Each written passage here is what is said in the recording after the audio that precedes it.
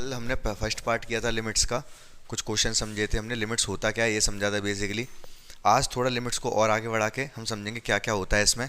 सबसे पहले हम क्या किस पे डिस्कशन करेंगे, ग्रेटेस्ट इंटीजर फंक्शन पे। किस पर? Greatest integer function. जैसे अगर मैं आपसे पूछूं ग्रेटेस्ट इंटीजर ऑफ 10, 10 होगा। 10.1 भी 10 होगा। 10.6 भी 10 ही होगा। और 10.999 भी 10 होगा। जब 11 हो जाएगा तब ये 11 हो जाएगा। फिर 11 के बाद 11.2 अगर है तो 11 ही रहेगा। 11.99999 कुछ भी है 11 ही रहेगा जब तक ये 12 ना हो जाए। 12 पे 12 हो जाएगा। ये बात आपको पता है। तो ग्रेटेस्ट इंटीजर फंक्शन क्या करता है?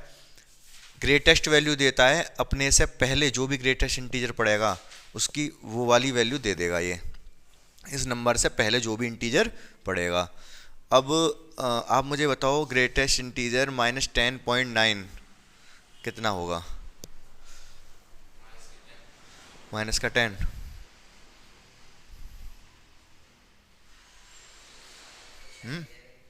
-11, -11 भाई। -10.9 से पहले -11 पड़ेगा, समझ?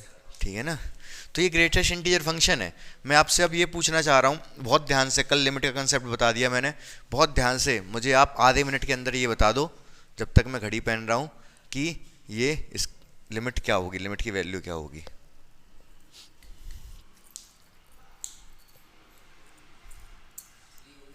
हम्म 3 सही कह रहे हैं मयंक के।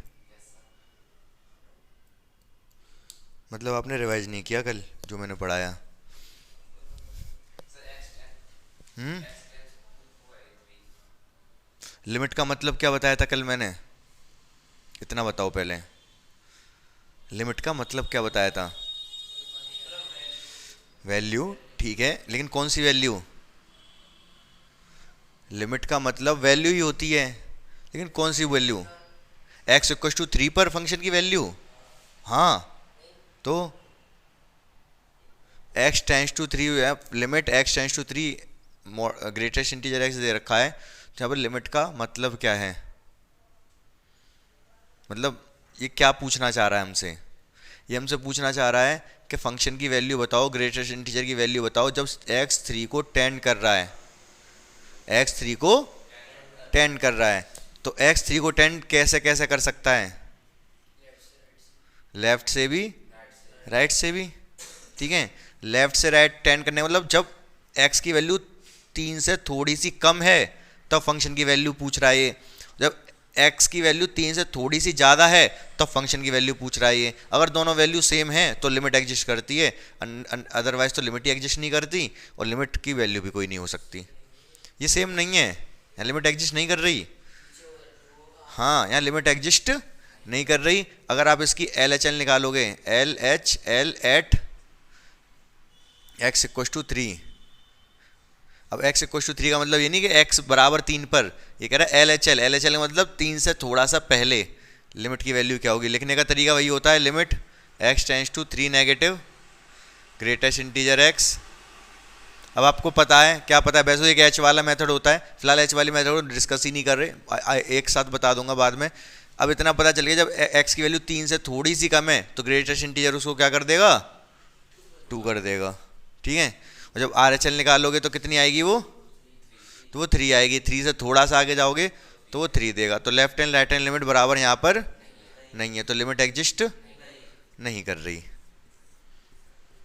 Limit does not, limit does not. समझ गए मेरी बात को? ठीक है, अब मैं आपसे क्वेश्चन पूछना चाहूंगा। अगर आपके एग्जाम में क्वेश्चन आ जाता है कि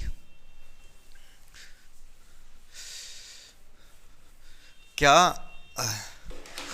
ये लिमिट एग्जिस्ट करती है, लिमिट एक्स टेंस टू के ग्रेटेस्ट इंटीजर के, एक्स टेंस टू के ग्रेटेस्ट इंटीजर, क्या ये लिमिट एग्जिस्ट करती है? ये भी नहीं करेगी।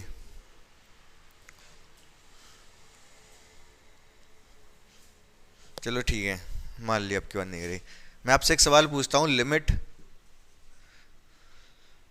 Greatest integer function x tends to 4.5, क्या लिमिट एग्जिस्ट करेगी? करेगी। एल एच एल की वैल्यू कितनी होगी इसमें, और आर एच एल की? सही बात है, बिल्कुल आपने बताया तो बिल्कुल सही है। क्यों? क्योंकि 4.5 से थोड़ा सा पहले लिमिट ग्रेटेस्ट इंटीजर क्या कर देगा इसको 4, और 4.5 से थोड़ा सा बाद में भी वैल्यू होगी तो ग्रेटेस्ट इंटीजर क्या कर देगा उसको, तो भी 4 कर देगा। लेफ्ट एंड राइट लिमिट बराबर है तो लिमिट एग्जिस्ट कर रही है। तो इसी तरीके से मैंने आपसे पूछा लिमिट x टेंस टू के ग्रेटेस्ट इंटीजर एग्जिस्ट कर रहा है कि नहीं?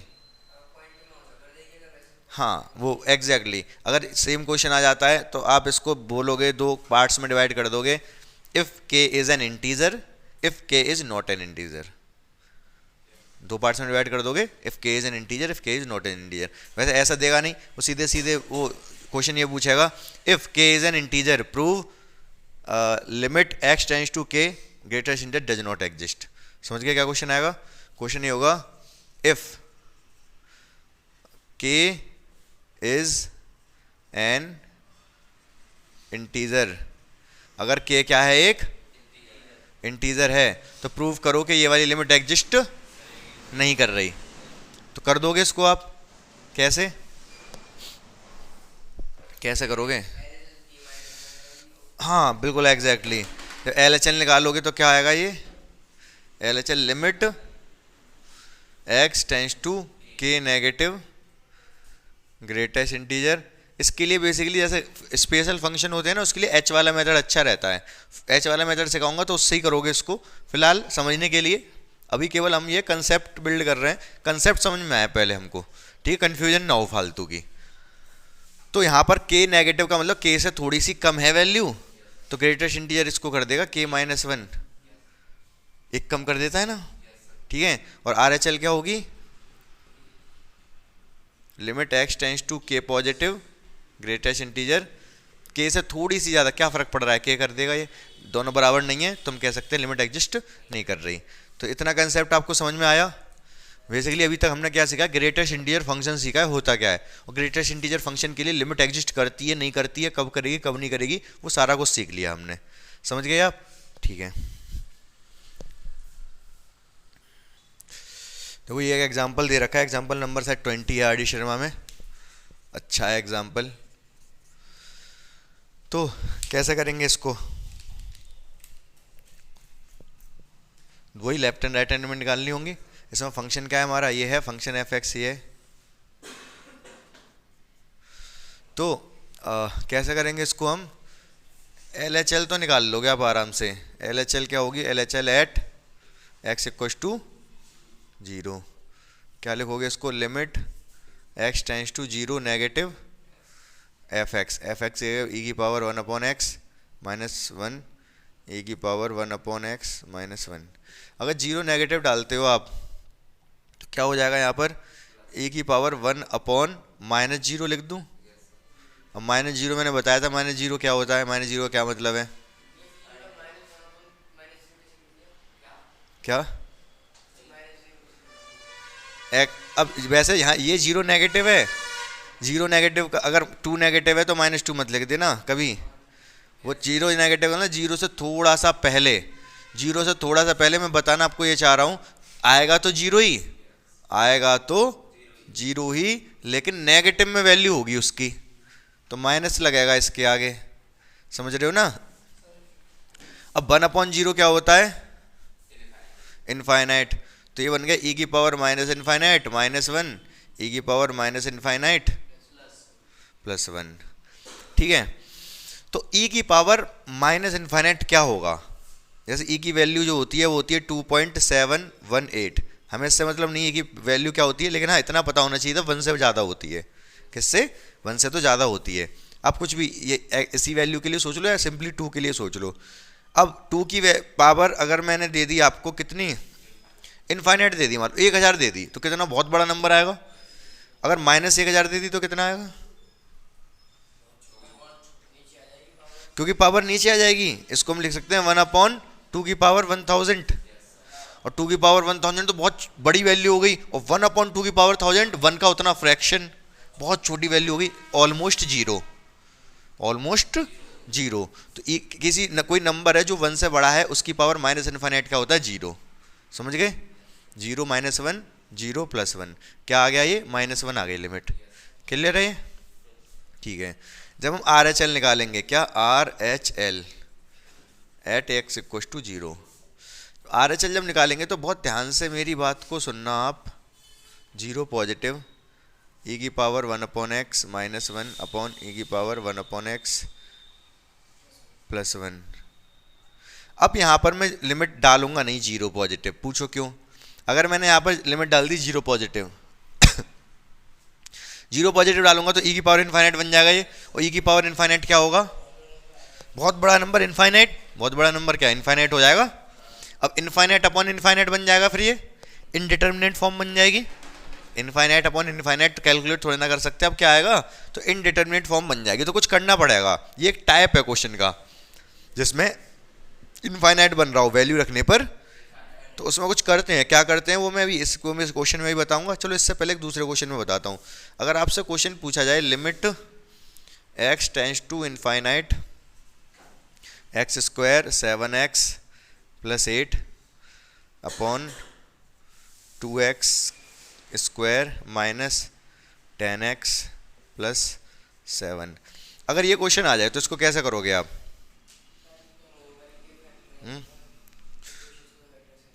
फैक्टराइज करोगे, जीरो होता तब तो फैक्टराइज करने का कोई फायदा भी होता, कोई लिमिट होती। यहाँ फैक्टराइज पहले तो हो ना हो, और होगा भी तो कोई फायदा नहीं। हाँ, एक बात समझो सीधी सीधी मेरी, limit x tends to infinite रखने पर ये भी इनफाइनाइट बन रहा है, ये भी इनफाइनाइट बन रहा है, समझ रहे हो ना?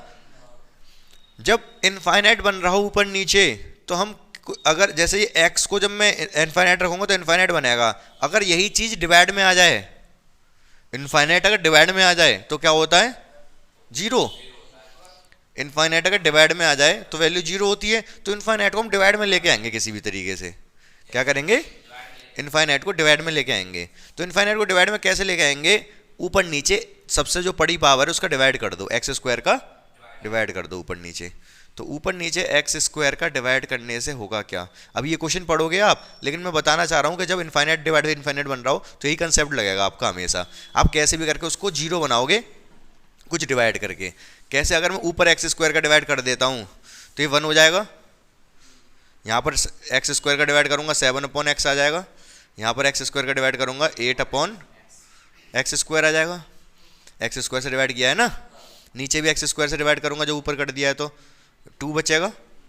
यहाँ x² से डिवाइड करूँगा 10/x बचेगा, एक x कट जाएगा, एक बचेगा नीचे। और यहाँ पर x² से डिवाइड करूँगा 7/x² बचेगा। अब मैं लिमिट लगा सकता हूँ इनफाइनाइट। अब मैं इनफाइनाइट लगाऊंगा, इनमें तो कुछ फर्क पड़ेगा नहीं।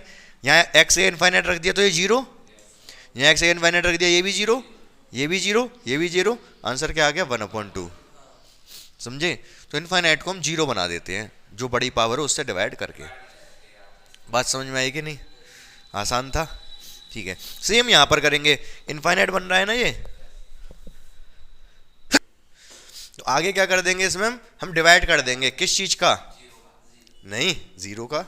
क्या कह रहे हो, डिवाइड किसका होगा, जो पावर जो जीरो बना, जो इनफाइनाइट बना रहा है। जैसे x² और x इनफाइनाइट बना रहे थे तो x² का डिवाइड कर दिया। यहाँ पे इनफाइनाइट कौन बना रहा है, e की पावर 1/x इनफाइनाइट बना रहा है, तो ऊपर नीचे e की पावर 1/x से डिवाइड कर देंगे तो 1 बचेगा, यहाँ 1/e की पावर 1/x बचेगा। नीचे भी सेम क्या होगा, यहाँ 1 बचेगा, यहाँ पर प्लस 1/e की पावर 1/x। समझिए क्या किया मैंने, ऊपर नीचे e की पावर 1/x से डिवाइड किया है, ये तो पूरा का पूरा 1 कट जाएगा, 1 बचेगा, यहाँ 1/, ये आगे समझ में आ गया होगा आपको। अब मैं अगर जीरो वैल्यू डाल देता हूँ तो क्या होगा, 1/1 की पावर e की पावर इनफाइनाइट, 1 + 1/e की पावर इनफाइनाइट, इनफाइनाइट 1/इनफाइनाइट जीरो, ये भी 1/इनफाइनाइट जीरो, बचा क्या 1 / 1, 1 आ गया। तो यहाँ पर लेफ्ट हैंड लिमिट -1 आई है और राइट हैंड लिमिट +1 आई है, तो हम कह सकते हैं कि लिमिट एग्जिस्ट नहीं कर रही। समझ में आ गया ये आपको? LHL is not equal to RHL, LHL is not equal to RHL, limit does not exist। अभी देखो जो एक्सरसाइज दे रखी 29.1, उसमें क्वेश्चन सारे आप कर लोगे, जितना मैंने अभी तक बता दिया है। एक्सरसाइज का कोई भी क्वेश्चन प्रॉब्लम नहीं करेगा, आप करके देखोगे तो आपको पता चल जाएगा, जितना मैंने कंसेप्ट बता दिया आपको उससे ही। बाकी जैसे ये वाला क्वेश्चन दे रखा है, इसमें राइट हैंड लिमिट पूछना चाह रहा है, ये हमसे क्या पूछना चाह रहा है, राइट हैंड लिमिट। तो आप बता सकते हो क्या होगी राइट हैंड लिमिट, बताओ।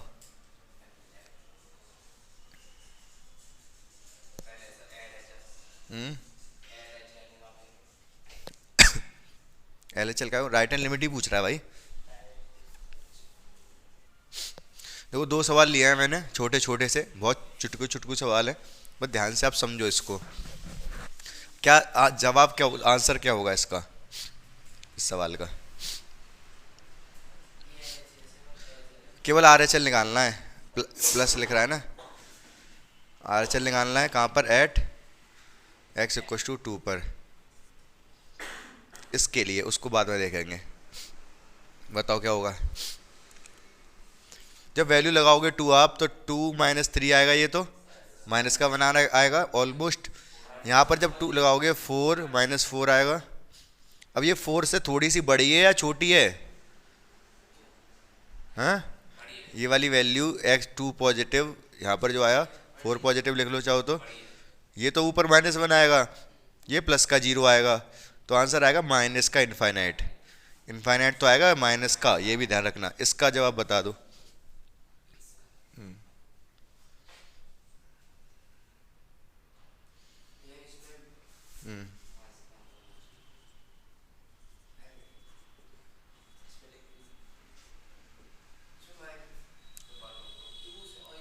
अच्छा, इनफाइनाइट अगर आंसर आता है तो दिक्कत नहीं होती है, जैसे इस भाई समझ में आ गया होगा आपको। एक चीज और, एक सेकंड रुको। इस सवाल से पहले तो आपको एक बात समझ में आई होगी कि जैसे जो एनसीईआरटी में क्वेश्चन थे, वहां पर क्या था, ऐसा क्वेश्चन ही नहीं था कोई, ऐसा तो कोई क्वेश्चन ही नहीं था। वहां पर क्या देता, वो ऊपर 2 देता, ऊपर 2 देता। जब आप इसको रखते, 2 रखते तो ये 0 बन जाता, ये भी 0 बन जाता, तो 0/0 की फॉर्म बनती। जब 0/0 की फॉर्म बनती है तो मैंने बताया था कोई चीज़ ऐसी है जो ऊपर भी 0 बना रहा है और नीचे भी 0 बना रहा है, जो कि कट सकता है। तो वहाँ तो आप इसको क्या करते, फैक्टराइज करते नीचे वाले को। Limit x tends to 2 positive, आप लिखते इसको x - 2 और नीचे क्या लिख देते, x - 2 x + 2, ऐसे लिख सकते हैं। इसको काट देते, इसको 2 और 2 4 आता 1/4। यहाँ तो 1/4 वैल्यू आती, यहाँ पर एक्चुअली क्या आता, 3 था, कट ही नहीं रहा था। इसको फैक्टराइज भी कर लेते तो ऊपर x - 3 होता और नीचे ये कटती नहीं, तो फायदा भी नहीं था फैक्टराइज करने का। तो यहाँ पर तो आ रहा आंसर, तो यहाँ पर क्या था, आंसर ऊपर 0 नहीं बन रहा है, नीचे 0 बन रहा है। इसका मतलब कटेगी नहीं चीज़। ऊपर अगर 0 बना ही नहीं, मतलब वो फैक्टर है ही नहीं, वो फैक्टर है ही नहीं ऊपर जो नीचे 0 बना रहा है। एक्चुअली क्या है, x - 2, समझ रहे हो? तो ऊपर x - 2 है ही नहीं, तो कोई दिक्कत नहीं है। 1/0 बन रहा है तो इनफाइनाइट आंसर आ रहा है, तो इनफाइनाइट तो आंसर आ सकता है। क्योंकि आप जब पेपर करोगे तो आपके आंसर अगर इनफाइनाइट आएगा तो वो डर लगेगा कि इनफाइनाइट गलत तो नहीं कर दिया मैंने, तो इनफाइनाइट आ सकता है। कोई देखिए 0 भी आ सकता है, इनफाइनाइट भी आ सकता है। 0/0 या इनफाइनाइट नहीं बनना चाहिए। 0/0 का बनने का मतलब है कि कोई फैक्टर ऐसा ऊपर भी है नीचे भी है जो 0 बना रहा है। सेम इनफाइनाइट में कोई फैक्टर ऐसा है ऊपर भी नीचे भी जो इनफाइनाइट बना रहा है। अब इसमें भी इनफाइनाइट आंसर आएगा, हाँ या ना? तो इसमें भी डरने की आवश्यकता नहीं है, तो इनफाइनाइट ही आंसर आएगा, कोई दिक्कत नहीं है। लेकिन क्वेश्चन तो अब यहाँ पर ये है कि प्लस इनफाइनाइट या माइनस इनफाइनाइट। हाँ हाँ, माइनस का आएगा 0। जब 2 से 2 पॉजिटिव है तो 2 से थोड़ी सी बड़ी वैल्यू, 2 - 2 से थोड़ी सी बड़ी वैल्यू, तो नेगेटिव में आएगा, 0 आएगा लेकिन नेगेटिव में, माइनस इनफाइनाइट। समझ आया? देखो 2 क्वेश्चन और करने में इस एक्सरसाइज से सारा क्लियर हो जाएगा। आप घर पे करके देखना इस एक्सरसाइज को, दिक्कत नहीं आएगी किसी भी क्वेश्चन में, ठीक है? तो 2 क्वेश्चन, एक तो ये क्वेश्चन है, ये चिरकुट सा क्वेश्चन है। तो बता दो इसका, पहले इसके चिरकुट का आंसर बता दो क्या होगा। हाँ 1, सही कह रहे हैं बिल्कुल, क्योंकि 3 पॉजिटिव का मतलब ये तो 3 होगा और 3 पॉजिटिव का मतलब ये भी 3 होगा। अगर 3 नेगेटिव होता तो आंसर क्या आता? ये LHL पूछ रहा हूँ मैं, LHL at x equal to 3 क्या जाता है ये? 3/2। 3 नेगेटिव का मतलब 3 से थोड़ा सा कम, तो ऊपर तो कोई दिक्कत नहीं है, 3 से थोड़ा सा कम ऑलमोस्ट 3 मान लो, लेकिन यहाँ दिक्कत है, यहाँ 3 से थोड़ा सा कम हुआ है ना, तो ये 2 हो जाएगा, तो आंसर 3/2 आ गया। ये बता दो इसको कैलकुलेट करके फटाफट। आपको बताना है limit x tends to 2f(x), ये बताना है इसमें, बता दो फटाफट। हाँ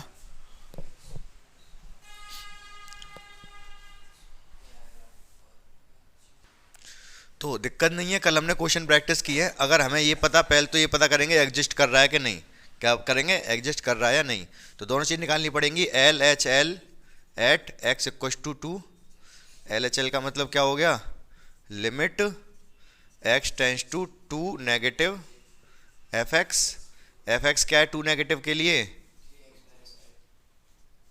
2 नेगेटिव के लिए ये है भाई ऊपर वाला, 2 नेगेटिव मतलब 2 से थोड़ा सा कम, थोड़ा सा कम, x जब 2 से छोटा है तो ये वाला फंक्शन लेना है, x माइनस ग्रेटेस्ट इंटीजर। तो x की वैल्यू जब मैं 2 नेगेटिव रखूंगा तो x है तो ऑलमोस्ट 2 ही होगा, ये 1.9 है, 2 ही लिख सकते हैं, लेकिन यहाँ पर दिक्कत है, 2 से थोड़ा सा कम जैसी रखा आपने, ये 1 कर देगा, तो 1 आ गया ये। RHL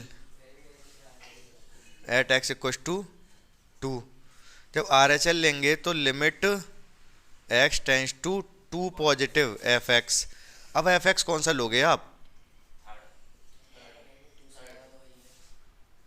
2 पॉजिटिव, 2 पॉजिटिव जब x की वैल्यू 2 से थोड़ी सी ज़्यादा है तब ये वाला लोगे, 3x माइनस 5,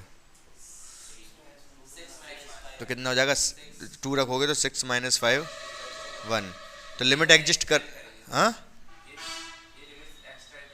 एग्जिस्ट करेगी, और लिमिट की वैल्यू क्या होगी, इस लिमिट की वैल्यू होगी limit x tends to 2 f(x), exist कर रही है और इसकी वैल्यू 1 है, जो LHL RHL की वैल्यू आती है वही लिमिट की वैल्यू होती है। तो यहाँ तक बात आपको ये समझ आ गई होगी, ठीक है, कोई दिक्कत नहीं होगी।